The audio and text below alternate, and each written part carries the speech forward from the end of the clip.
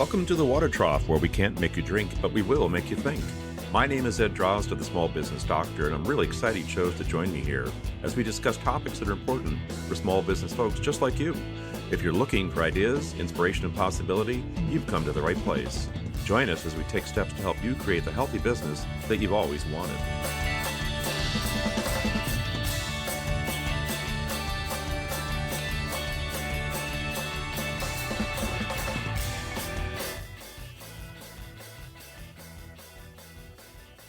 Good afternoon, folks. This is Ed Drozd, the Small Business Doctor. I want to welcome you back to the Water Trough, where today I've been reflecting upon the 7+ years that I've been working as an adjunct professor at Bryant University in Smithfield, Rhode Island. As a professor of management and business, I found that this opportunity is greatly aligned with my role as a business coach. More importantly, it seemed like an opportunity to get back to something I had done for many years a long time ago. Early in my career, I was engaged in all sorts of teaching opportunities in the medical field, working with medical technologists, medical laboratory technicians, doctors, surgeons, nurses, so on and so forth.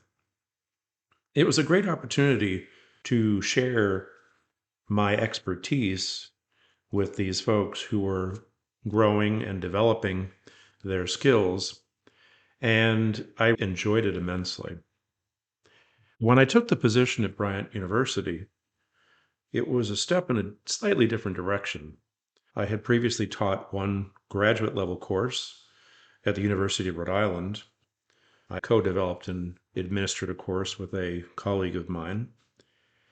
But this opportunity at Bryant was different because I was going to be engaged substantially with large groups of students, and being in the fields of management and business, we're no longer talking about a scientific oriented education as I was accustomed to. We're talking about the art of management, the art of business.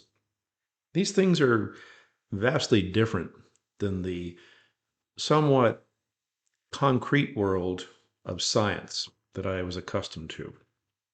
I learned a lot of lessons, and I'm learning lessons all the time in this role. Lessons that I believe have helped me to become a better person.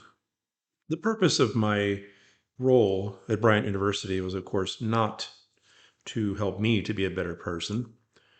It is a benefit, if you will, that resulted from the role.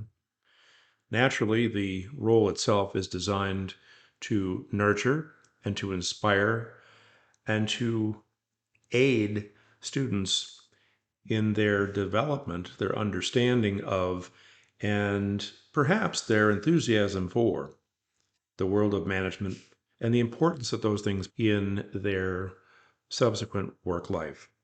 Needless to say, not everybody sees things the same way as I do.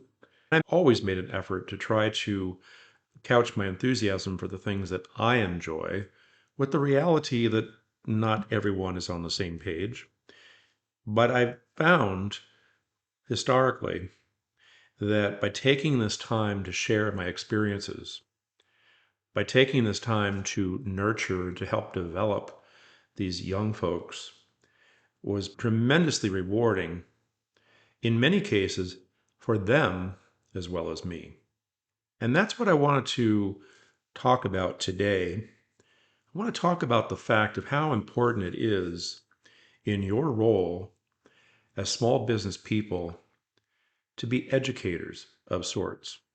I'm not suggesting that you have to put together courses. I'm not suggesting that you have to have certificate programs or that you have to have a bona fide educational structure. Although we all know that standard operating procedures and guidelines and so on and so forth are necessary in a business, but I'm talking about things that are unrelated to the actual task that your employees perform. I'm talking about the opportunity to help people identify their own passion, to help people to identify their own value and purpose. In the instant sense, when you work with your employees in an effort to help them identify their value, you are, number one, helping them directly, and coincidentally, you are serving the business well also.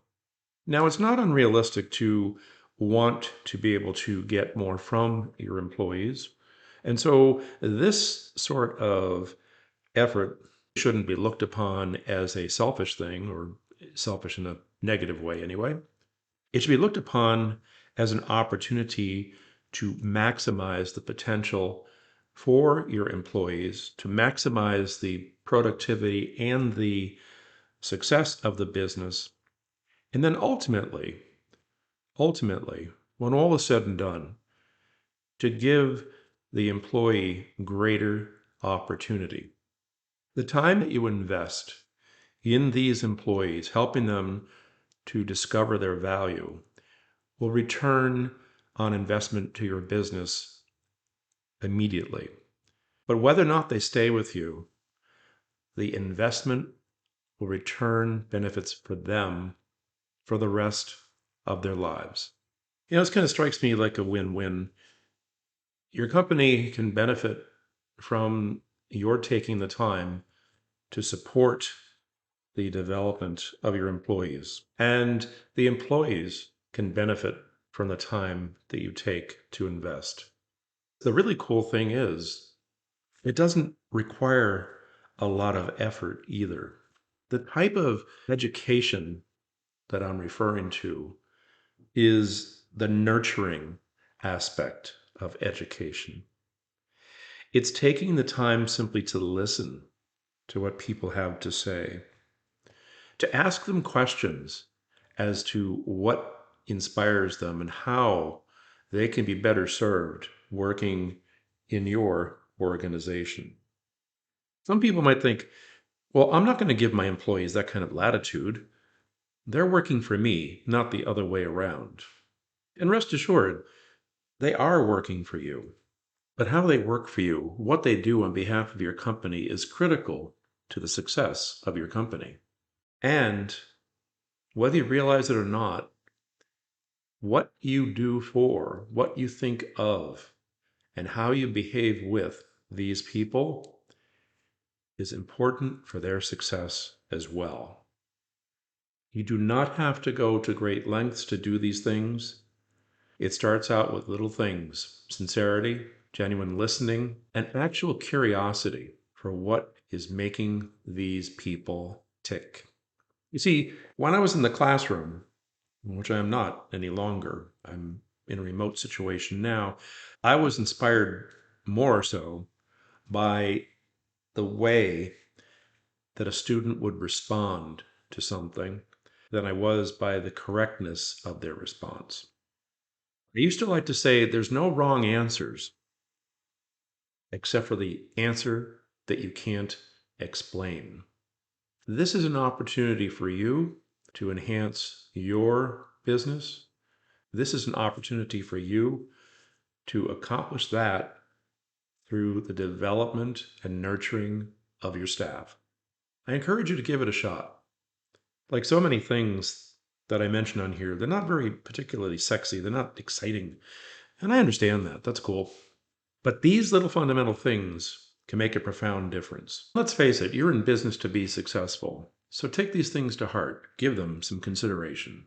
As I wrap up here, I'd like to extend a welcome to anyone who'd be interested in being a guest on my podcast. If you are interested in doing so, please feel free to reach me at my email address, ed@thesmallbizdoctor.com. And if you are listening to this podcast and you're enjoying it, and of course I hope you are, I also encourage you to share it with others. After all, sharing makes the world go round, wouldn't you say? And so, until next time, this is Ed Droz with the Small Business Doctor. I want to wish you a healthy business.